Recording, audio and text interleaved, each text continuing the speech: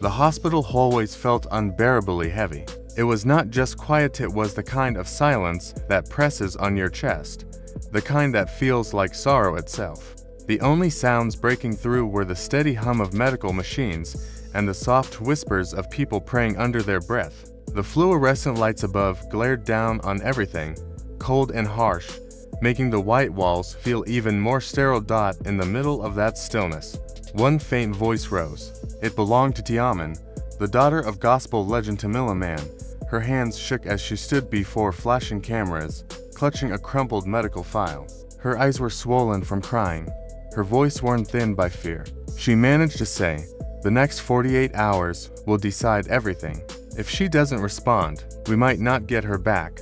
This wasn't a prepared speech. It was raw heartbreak wrapped in clinical words. Just down the hall, her mother lay in the ICU, still and unresponsive. Machines kept her breathing. Wires and monitors surrounded her. The vibrant woman, who once commanded stages with her powerful presence, now lay motionless, her life hanging in the balance. In a chair nearby sat David Mann, Tamela's husband. He had always been her rock, the one who stood beside her through storms, struggles, and spotlight. But now he was slumped over, his hands clasped tightly in prayer, his eyes red from sleepless nights. He didn't speak, he didn't move. His body showed the weight of a man breaking as he watched the love of his life slip away. Tia, still holding back sobs, lifted an old photo of her mother. In it, Tamela was glowing, full of life, smiling brightly. "She gave everything to all of us," Tia said, her voice trembling. "Now she's the one fighting to stay." For a moment, it felt as if time itself froze. This wasn't just a family crisis, it was a collective heartbreak. Tamela Mann wasn't just a wife and mother. She was a gospel icon whose songs had carried people through their darkest nights. Her voice, strong and unwavering, had lifted thousands who felt they had no strength left. But here she was, silent, her own future uncertain. Inside that ICU, every second dragged on. The machines beeped in rhythm, each sound carrying either the hope of life or the threat of goodbye. Doctors moved quickly, but spoke cautiously. "She's unresponsive," they explained. "The next 48 hours are critical." Tia could barely stand under the weight of those words. Her hands shook as she held the report, reading lines no daughter should ever have to say. Acute brain infection, post-surgery complications, minimal brain activity, prognosis, uncertain. The word prepare echoed in her mind. How could anyone prepare for this? How do you prepare to lose the very center of your family? For the Mann family, Tamela wasn't just a gospel star, she was home. She raised her children with strength and scripture. She taught them faith when life gave no reason to believe. And now, that same faith was being tested like never before. Friends and family began to fill the hospital. Pastors came to pray. Relatives rotated in and out, singing quietly at her bedside. The gospel community, once lifted by her songs, now gathered to lift her up in return. News spread quickly.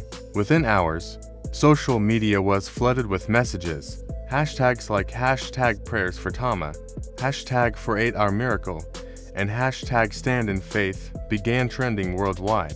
Singers, celebrities, and church leaders shared tributes. Fans posted clips of her most powerful performances, remembering how her voice had given them hope in their darkest moments.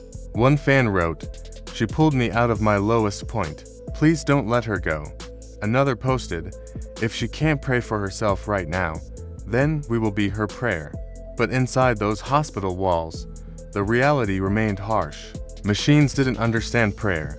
They only delivered numbers and readings, and the numbers weren't good. Tia's strength started to crack. "We've contacted experts all over the country," she said, her voice quivering. "We're trying everything. But if nothing changes by the end of these 48 hours, she broke off, unable to finish the thought. It was then that gospel legend Yolanda Adams stepped forward. She didn't come with cameras or a press team. She simply placed her hand on Tia's back, then faced the crowd. Her voice was steady, her presence calming. "This woman has given everything to God, to her family, and to the people she touched through her music," she said. "We're not letting her go without a fight." That declaration sparked something. Across the nation, church bells rang. Vigils were organized. Live-stream prayer circles ran throughout the night. In one Texas church, more than 700 people gathered just to pray and sing together, begging for a miracle. Meanwhile, in the ICU, Tamela lay unmoving.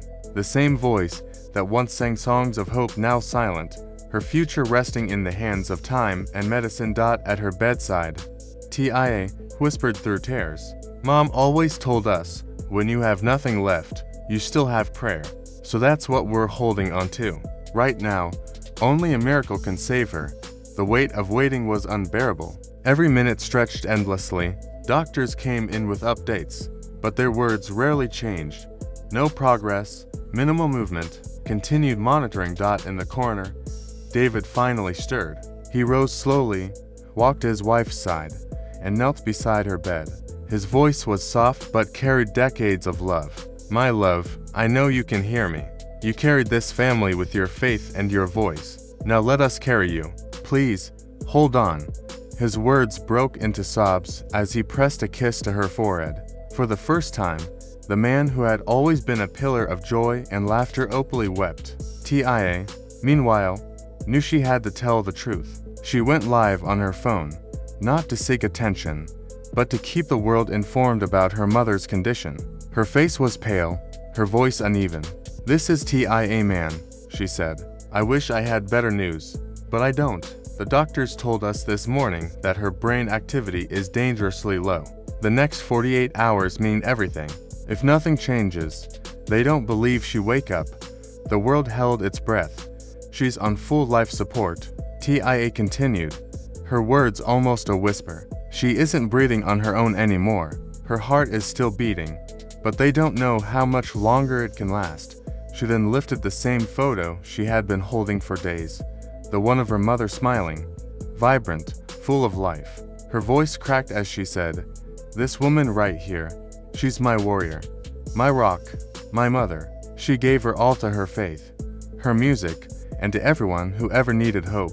She prayed for strangers. She loved without limits. And now she needs all of us. Tia's plea cut deep. Please pray for her. Even if you don't believe in God, if you believe in love, in light, in healing, send her your strength, because we're not ready to let her go. Not yet. Inside that IQ, Tamela's hand lay limp, cold in her daughter's grasp.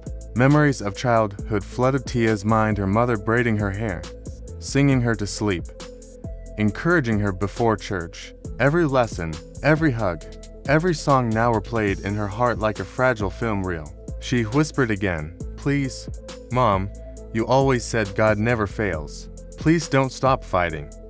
David remained nearby, clutching his Bible so tightly its pages bent under his grip. He whispered prayers through sobs, asking for one more miracle. Outside those walls, millions joined in the same plea. The world prayed, hoping for the woman who had once given them hope. Minute by minute, the weight grew heavier.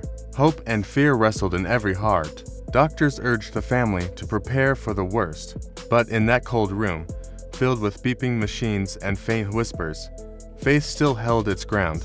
Tamela Mann's life had been one of strength, music, and devotion. And even as she lay unconscious, she remained a symbol of resilience. Her family and community clung to her, unwilling to let go, believing that miracles can still happen because for them, she wasn't just a gospel singer. She was love in motion, faith embodied, and the heart of their world. The live stream came to an end, but the effect it left behind didn't fade. Within minutes, short clips of her tearful words were everywhere. They spread across phones, feeds, and platforms faster than anyone could track. Pastors began reposting it. Famous actors, singers, and public figures responded with messages of support. Fans from Brazil to Baltimore, from Birmingham to small towns most people had never heard of, filled their timelines with love, hope, and prayers that sounded almost desperate. In Atlanta, one pastor stood before his congregation and went live with his church family behind him. His voice trembled with conviction as he declared, "We serve a God who still does miracles. We are not letting go." Across the world, Strangers felt united by one voice. Tamila's. She had given strength to so many through her songs and testimony. Now, as people repeated again and again, it was time to give that strength back to her. Inside the hospital, something subtle but powerful happened. A nurse leaned over to whisper in Tia's ear. Tamila's breathing had shown the slightest improvement. It was just a flicker, a faint sign that her body hadn't completely surrendered. After 2 days of nothing but silence, that little movement felt like the sun peeking over the horizon. Tia and David clung to one another, holding tight, and for the first time in what felt like an eternity, they allowed themselves to smile. It wasn't much, but it was something, because hope doesn't always roar. Sometimes it whispers, and in a room filled with the sound of machines and sterile air, the quiet power of love was the loudest thing of all. But the clock kept moving. Time did not stop for grief, nor for miracles. The world seemed to hold its breath as the final stretch of those 48 hours began. Inside Tamila's hospital room, the air grew heavy, pressing down on everyone's chest. Nurses moved carefully, quietly, speaking only when absolutely necessary. There was no casual conversation, no attempt to distract from the obvious. The only sounds were the steady hiss of oxygen and the fragile rhythm of Tamila's slowing breath. She lay still, her skin pale, her hands cold, her once bright smile nowhere to be found. This woman, who had carried thousands through storms with her music, now needed a miracle more desperately than anyone. Tia hadn't closed her eyes in days. Her face was swollen from crying, her gaze fixed on the glowing monitor that showed her mother's vitals. Every dip, every pause, every faint line pulled her deeper into fear. She whispered prayers between shallow breaths, begging the numbers to rise. Yet the screen reflected only what the doctors had already confirmed. This was the hardest fight of Tamila's life. "I don't know how to lose her," Tia whispered, gripping her mother's fingers tightly. "She's not just my mom. She's my anchor. She's everything." Outside the room, the rest of the family gathered quietly. Tears rolled down faces as they held hands, read scriptures, and tried to stay strong. David remained frozen at the doorway. He hadn't spoken since the surgery. No one could tell whether it was guilt, grief, or both. He had always been Tamila's protector, the one who stood by her through diagnoses, tour, exhaustion, and dark seasons. Now he looked like a man broken in half, unable to face a goodbye he could not bear. Meanwhile, the internet pulsed with heartbreak. Across platforms, a tidal wave of support kept building. Gospel singers, Hollywood actors, church leaders, each of them shared messages about Tamila's impact. Fans posted testimonies about how her voice had carried them through depression, loss, or hopeless nights. Stories poured in about lives that had been changed, restored, and even saved because of her music. But under all the noise, one terrifying truth kept echoing. Tamela might not survive the night. The family spokesperson stepped forward in front of reporters. Her face looked pale, her voice shook, and her words were heavy. "There's been no improvement. Her neurological functions are declining quickly. The next 24 hours are critical. We ask for privacy, and we beg for prayer." Suddenly, alarms erupted inside the room. Tamila's heart monitor spiked irregularly. Doctors rushed in, followed closely by nurses. Tia screamed as she was pulled away from her mother's bedside, shouting her name through the chaos. Tamila's body jolted, not in recovery, but in reflex. The movement was not hope, it was a warning. Time was running out. Later, after doctors stabilized her again, Tia sat alone in her car. She turned on her phone camera and went live once more. Her face was blotchy from crying, her voice trembling. "They're telling us she may have brain damage," she said quietly. "Even if she makes it through this, she may never be the same. Not the way we knew her." She paused, trying to gather herself, then spoke the words that broke millions of hearts. "Just 2 weeks ago, she told me, if I ever can't smile again, if I can't sing, don't let them keep me." That line shattered people everywhere. Churches began planning vigils and even memorial services, just in case. Gospel choirs gathered in circles, lighting candles and lifting songs of prayer deep into the night. Tamela's record label fell completely silent. No press releases, no announcements, just a painful hush. And then the questions about David began. Why hadn't he spoken publicly? Where was he? Rumors spread that he was crushed by guilt, believing he had ignored her early symptoms, brushing them off as stress from travel. The silence from him weighed heavily, but in the middle of the night, at exactly 3:17 a.m., a video surfaced. It hadn't been meant for the public. TIA had filmed it quietly. It showed David alone in the hospital chapel, head bowed, shoulders trembling, praying with every ounce of strength he had left. Hours later, at 10:43 a.m., something happened. Tamela's fingers twitched, just once, a small flicker, but TIA saw it and screamed. Doctors rushed in, running tests, checking monitors, and then came the words no one dared hope for. There's brain activity. Weak, but present. TIA collapsed into a chair, sobbing. For the first time, David stepped forward, held his wife's hand, and whispered through tears, "We're not giving up on you." Not now. Tamela didn't open her eyes yet, but her heartbeat steadied. Her skin warmed slightly. Her body began responding faintly to touch. It wasn't recovery, but it was something just as powerful. It was hope. TIA returned to social media, her voice still trembling, but this time with something brighter than despair. "She's fighting," she cried. "My mama is fighting, and she's not finished." The internet lit up again. Messages poured in. Miracle in progress. God's not done yet. Hashtags filled timelines. Hashtag TAMILA rise. Hashtag faith for TAMILA. Hashtag hold on TAMILA. Even people from other faiths joined in. At that point, it wasn't about religion anymore. It was about love, about humanity, about standing for someone who had poured her soul into the world. From hospital wards to stadiums, from whispered prayers to public vigils, her name had become more than just a headline.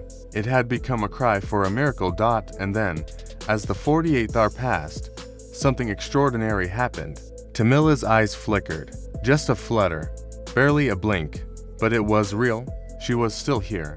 The battle was not over, but the world rose together with her. Every voice, every prayer, every broken heart that she had once lifted now joined to hold her. Because Tamela had given more than songs, she had given strength, sanctuary, and her very soul. Now it was the world's turn to give back, to give her faith, to give her hope, to fight for her miracle. Tamela, the gospel queen, the prayer warrior, the mother to millions of souls, was still fighting, and her daughter looked into the world's eyes and pleaded, "We only have 48 hours. Please pray." Not 48 days, not promises, just hours between goodbye and glory, between silence and revival. If Tamela ever touched you, if she ever sang you through your tears, if her voice ever reminded you of love when you couldn't feel it, don't scroll past. Stand, pray, share her name. This isn't just another story. This is a miracle waiting to happen.